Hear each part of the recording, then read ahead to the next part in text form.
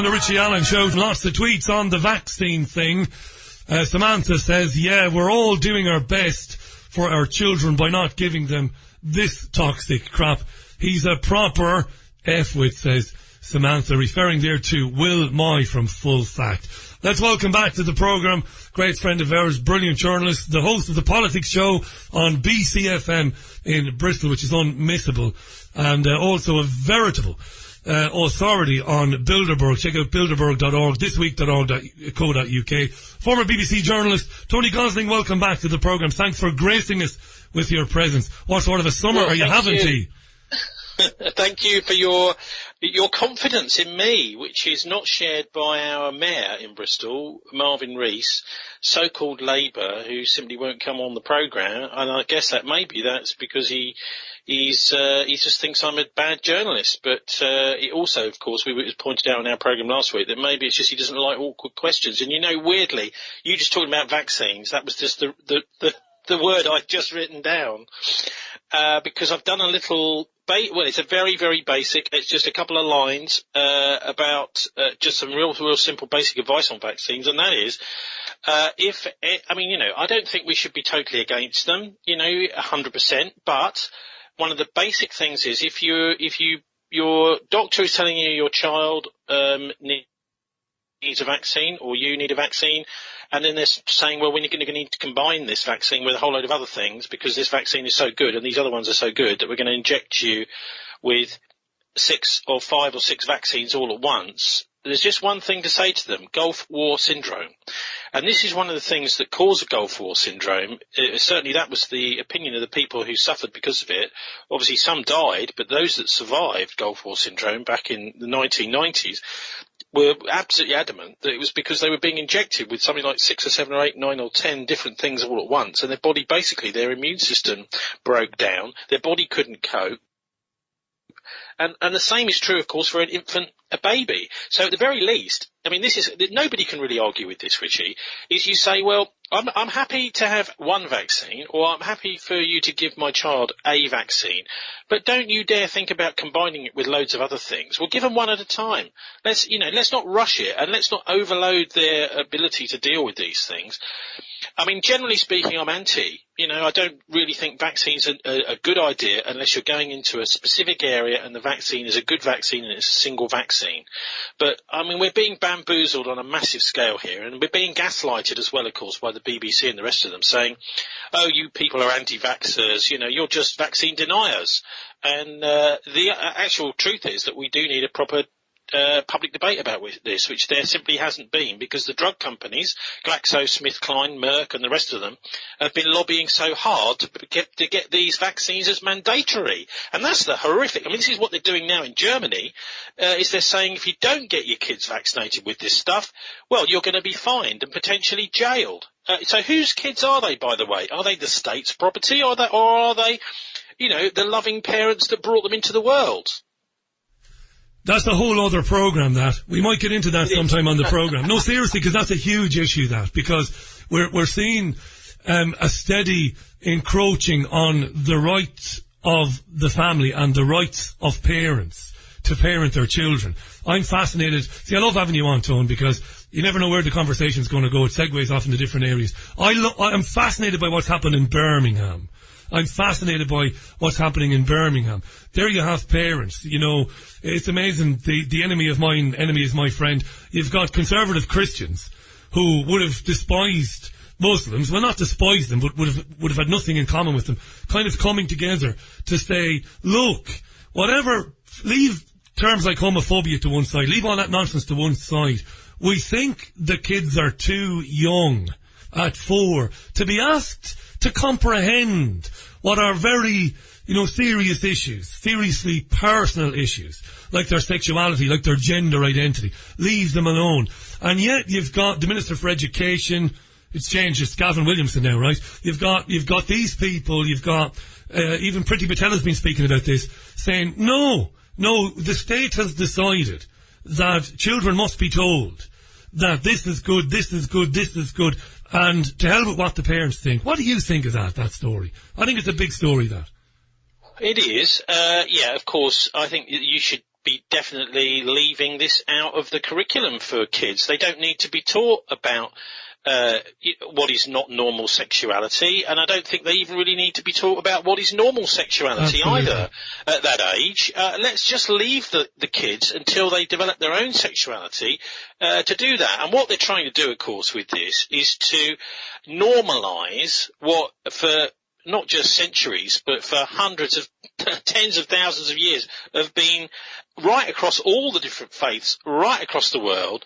Marriage has been between one person of one sex and one person of another sex. The idea that you can use the BBC and the secular government to change all that, to legislate, to say that marriage is no longer between one sex and the opposite sex, but it's between the same sexes, to me is laughable, Richie. And the idea that you can try and then tell infant school children, 6, 7, even younger, that this is normal, when it's not, is just, to me, is preposterous. And I think most people listening to these debates will see the idiocy of it. Yeah, I was tweeted by somebody who took offence at something I'd said, and it was a parent, actually, of a gay teenage kid, and sent me a tweet and then blocked me, which I was really annoyed by, because I'm like, well, good that you tweeted me, you know, and you can come on the programme and you can have a right good go at me because I've got thick skin and I'm not a bully, so you can come on.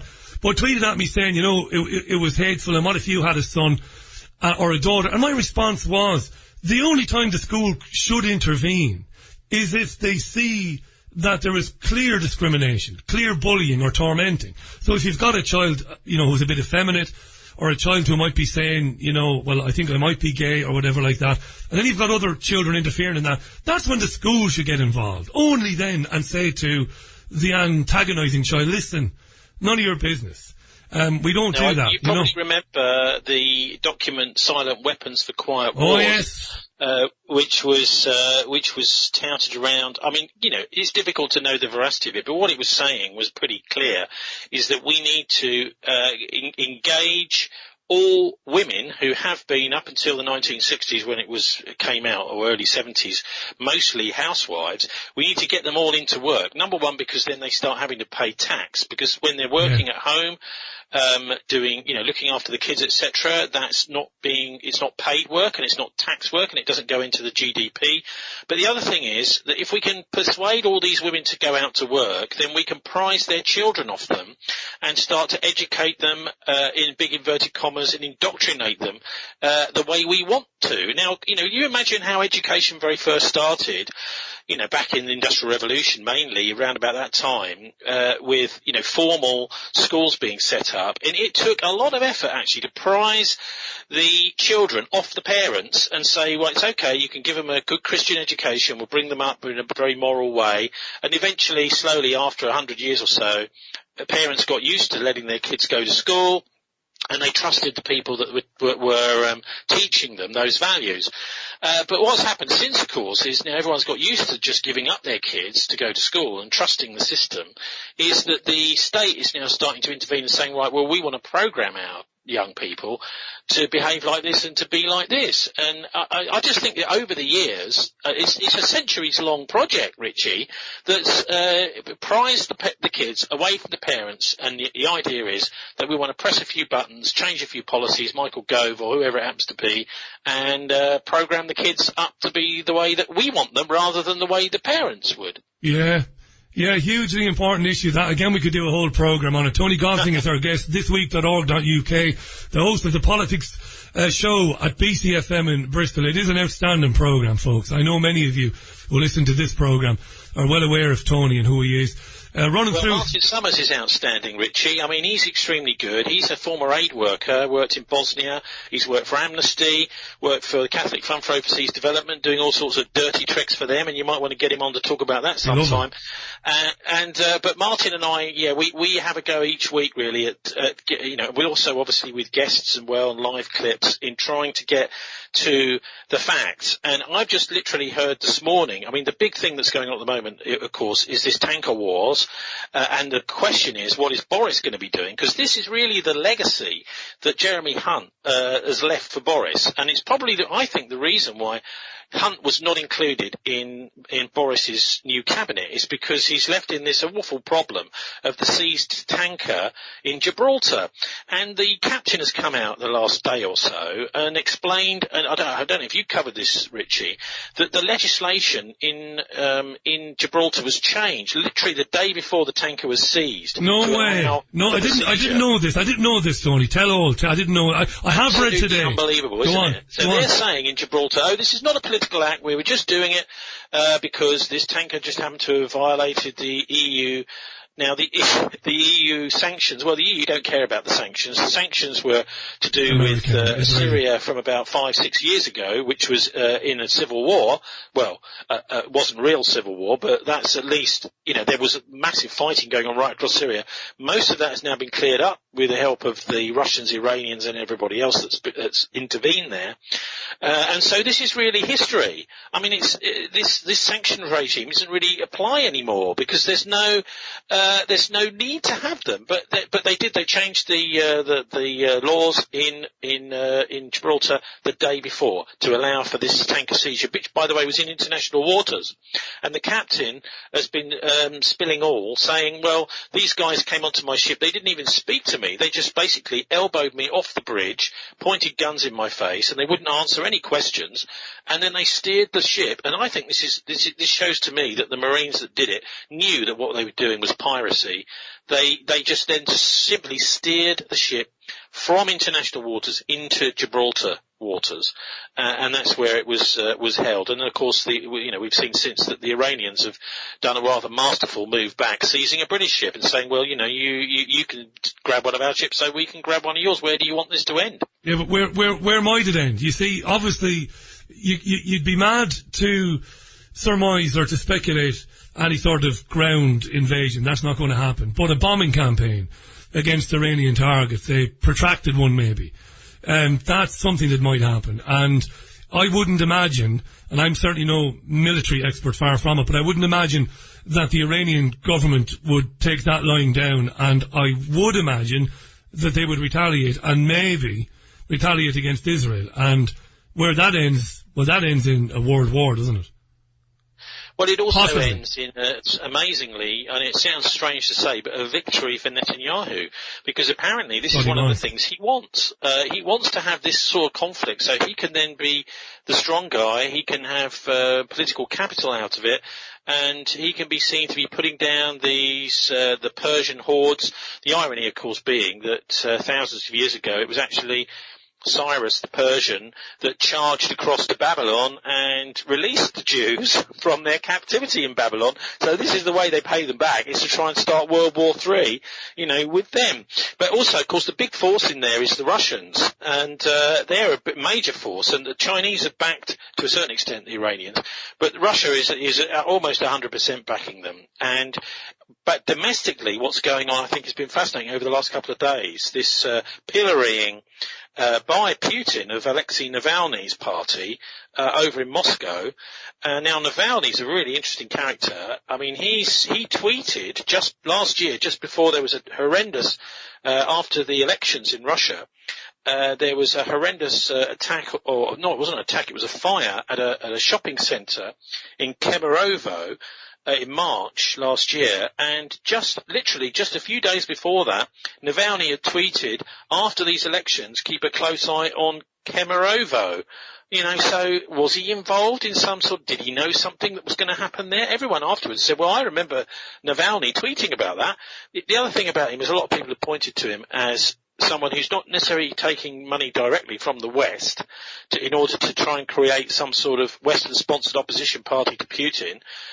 But what he's doing is he's using the tactics that have been used in Ukraine and other places. In fact, it's a NATO playbook, basically, where what you're doing is you're pointing out specific things of corruption that are going on, which is fair enough, absolutely fine. But the thing is, you're taking your whole strategy and your backing from the West. I mean, we've got all these oligarchs that were tried to rape Russia in the 1990s. There's Kolomoisky, Khodorkovsky. Kolomoisky's now sponsoring, what's his name, Volodymyr Bolensky in Russia, he's backed by one of these oligarchs that failed in their, well, to a certain extent they made a lot of money, but then Putin kicked them out. So there's this whole, by taking over Russia in 2000 and in the early 2000s, Putin then got rid of most of these oligarchs who had been grabbing all of the infrastructure of Russia for virtually nothing, and they were trained up to do that, by the way,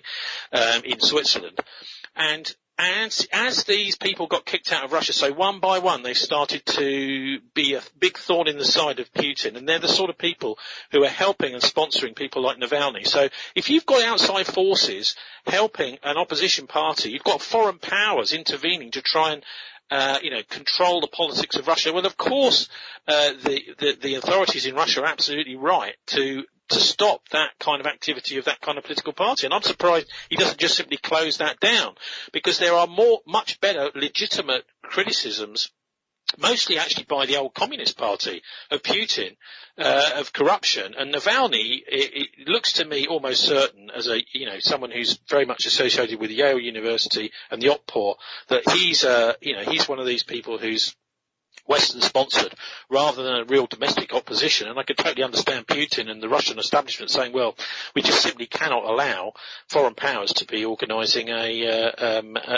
uprising in Moscow. But if you go to it's a very different story over in Hong Kong, because that to me looks very much domestically run and domestically led, because you're getting literally millions of people in Hong Kong out on the streets, which Navalny simply can't do. Yeah, this is really interesting, Tony. Again, we could go into that in even greater depth and be at it for a while. But I want to just stay with Israel, Iran, Russia, and Corbyn. Just a couple of quick points before you jump back in again. I'm very interested in the fact that Benjamin Netanyahu visits with Vladimir Putin fairly regularly. From what I can understand, as often as once every 5 or 6 weeks or once every couple of months. And no minutes are taken. There's no briefing on what they discuss. This is true. A number of sources have endorsed this. So I want to get your thoughts on that. Before that though, my feeling is that a lot of the anti-Semitism nonsense around the Labour Party is driven by a belief that if Jeremy Corbyn was leading a Labour government or a coalition government, that he would be some obstacle or some barrier to an assault on Iran, an aerial bombardment of Iran. No, I'm not saying that it's true. I'm not saying that Corbyn would be a genuine barrier. I mean, you know from talking to me a lot over the years that I don't regard or rate Jeremy Corbyn at all. I have no time for him.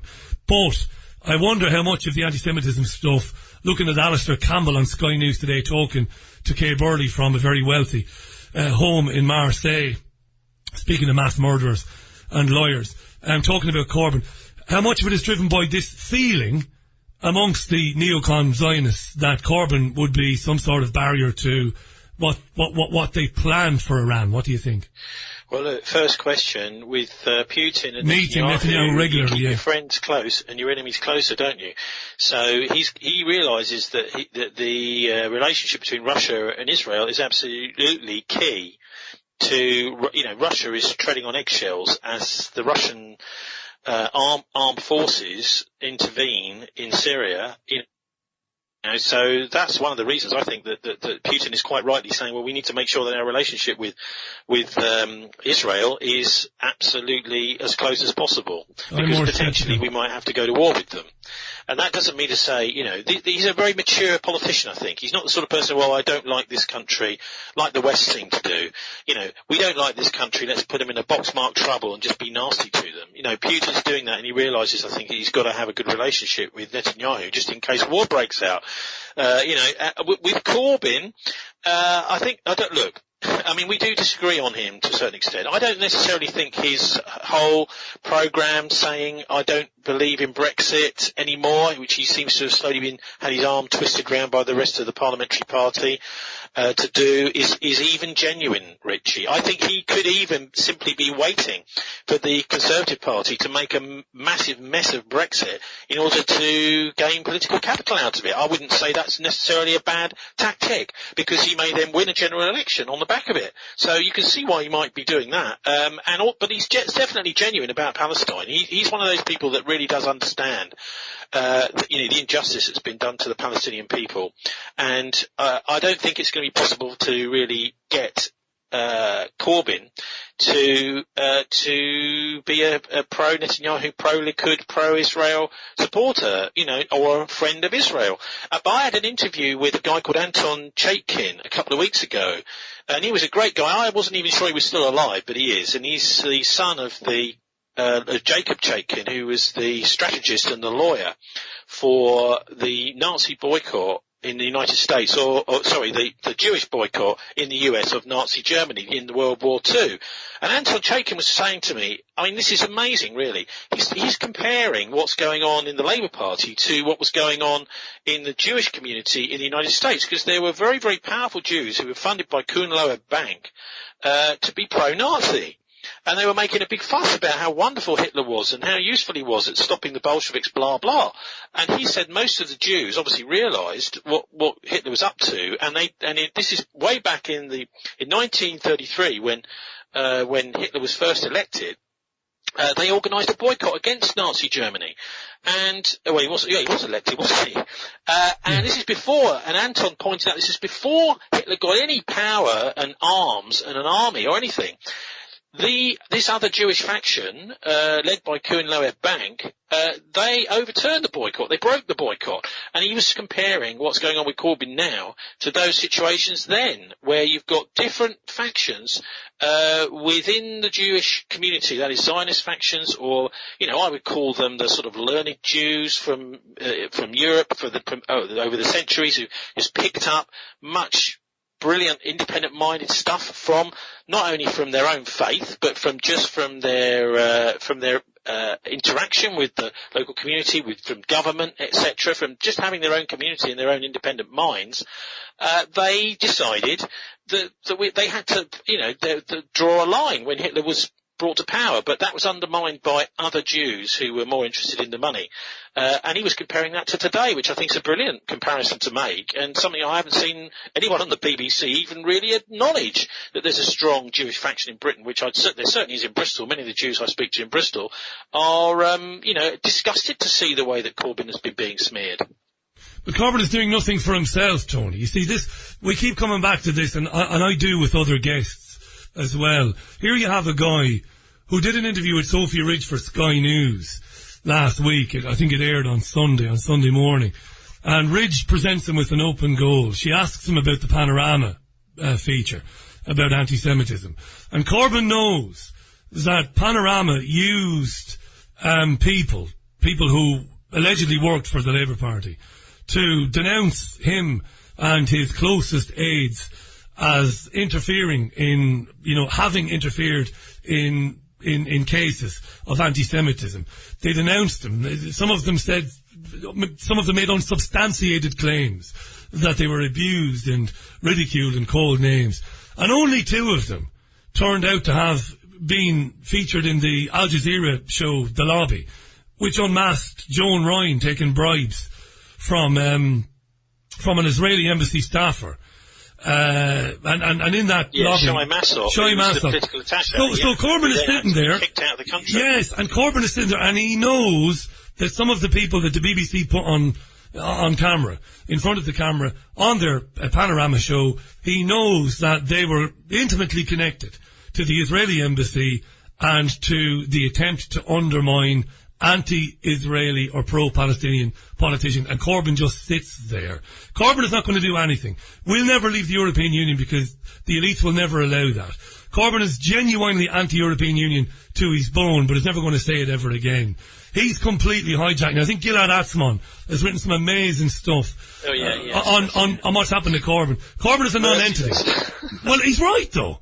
It's shocking to see that, to a right? certain extent, yes, he is. But the thing is with Corbyn, I think he's trying to please everybody, which is almost an impossible thing to do. It's like he's in a situation where he should have realised, give him an inch, they'll take a mile. But we ought to talk about the Carl Beech thing as well, because this is enormous, isn't it? Well, it's enormous, right? Look, Harvey Proctor has been on every television channel today saying the convicted sex offender Harvey Proctor. The convicted sex offender, that's right. Underneath his name, underneath convicted sex offender Harvey Proctor. Every time he appears, those words should be with his name. Now, hang on, he would argue that he had consensual sex with 17-year-olds. When the age of consent was 21, he would say it wasn't fair. You shouldn't consider me a sex offender, he would say. Yes, but those people that testified against him said that he was a sadist, that he got all this sexual pleasure out of beating young boys. I mean, this was all part of the case which he was convicted. So we can't just brush that under the carpet. So the Carl Beech thing, really, to me, is pretty horrific looking at it. It's one of the undisputable aspects of it is it's bound to have a chilling effect, both on the police and on survivors of child sexual abuse, which is not really what you'd expect any decent government or decent inquiry or decent police force or decent press would want to happen. So, I mean, the idea that this guy, he's being talked about as starting a witch hunt. Well, I wonder whether the witch hunt isn't also for him. I mean, the guy's clearly been involved in his younger years in difficult circumstances of one sort or another. We can't necessarily say what and what not, because clearly he was to a certain extent a fantasist. But certainly, look, Richie, the guy's psychologically damaged. And I would look at it as a kind of MK Ultra style manipulation that's been done of him. A vulnerable guy, basically. And we on our programme said this exactly 2 or 3 years ago, that he's vulnerable. You can't necessarily trust everything he said. But at that point, they were believing and trusting, the police were, and the authorities, everything. And we said at the time, this looks to us as if he's being set up. He's been set up as a patsy. That was 2 or 3 years ago we said that. Now he's due to do 18 years in prison. Okay? Remember, Theresa May, it's her child sex abuse inquiry she set up that's led to this, really, and all the publicity and the civil service around it. Lyle Goddard, who was one of the best potential chairs of that committee, had to resign because she could not choose her staff. The staff were being given to her, forced on her by the Home Office, which was itself under investigation for facilitating child sexual abuse. And so she said, well, how on earth am I supposed to work with staff who are actually the suspects in this inquiry?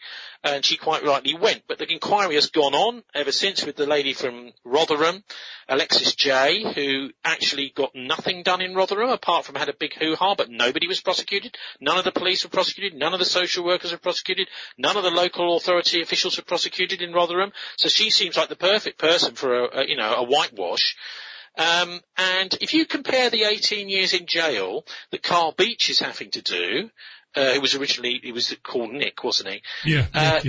Look, there was a fascinating case just a couple of weeks ago of Youssef Maki. You may remember in Manchester, a grammar school pupil who was stabbed in the heart and murdered. Well, apparently not murdered.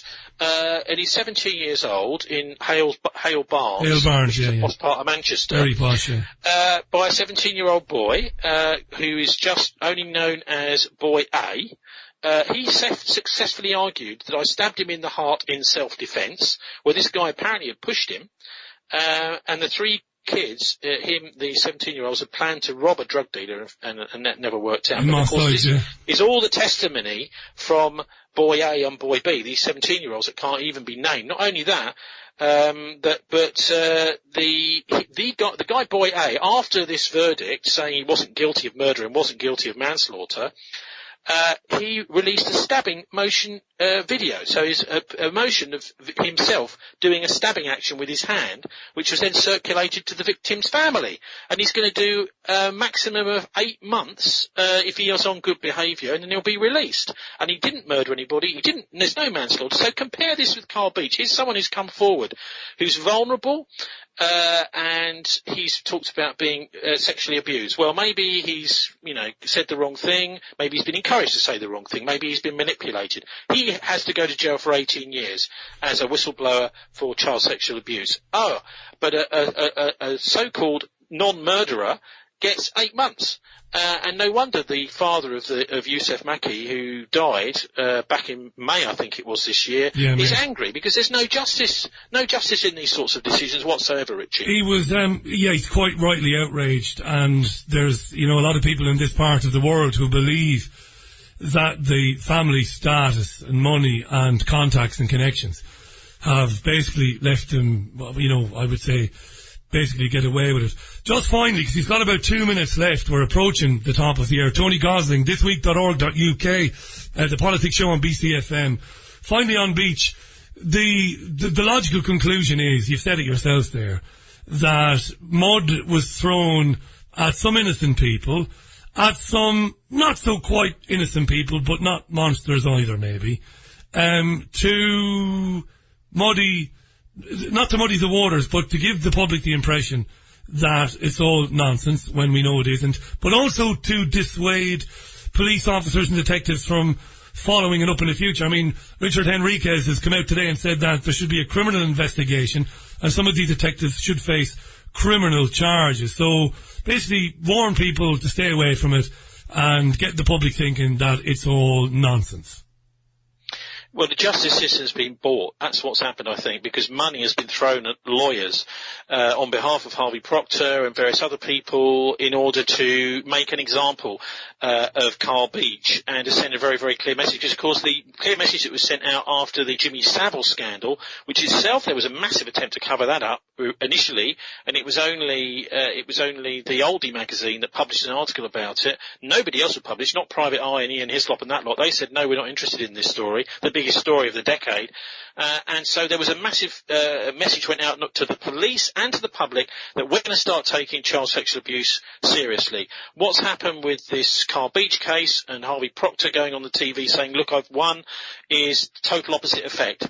It means that those who are whistleblowers, potential whistleblowers, people who've been abused, survivors, are going to be thinking, God, I don't want to end up with 18 years in jail. I better shut up. I better not go to the police. And the same sort of thing with police. And remember Gordon Anglesey, I don't know if you remember him, from North Wales. He was the guy who was, he got loads of, I think it was £300,000 in compensation from the newspapers, said that they smeared him, that he was a paedophile, and all the papers had to apologise, and he got a massive payout, and everyone was talking about him as the victim. It turned out he really was a paedophile, and he had to go to jail afterwards, and he died after, I think it was like 3 weeks in jail.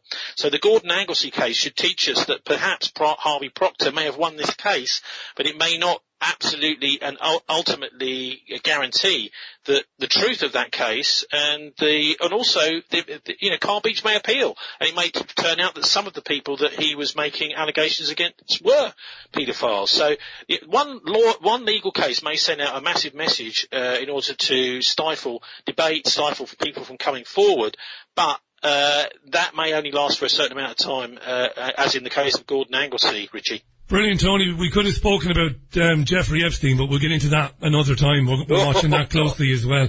Listen, always great to have you on, folks. Thisweek.org.uk. If you haven't before, I know you have, but if you haven't, check out Tony's programme. There's not very much like it, to be honest, on the radio in this country today. Thanks, mate, for your help as always. I know we'll be doing this again real soon. Cheers, T. Cheers, Richie, and God bless all your listeners. You too, mate. The brilliant Tony Gosling, live on the line from Bristol this afternoon. Thisweek.org.uk is the website there.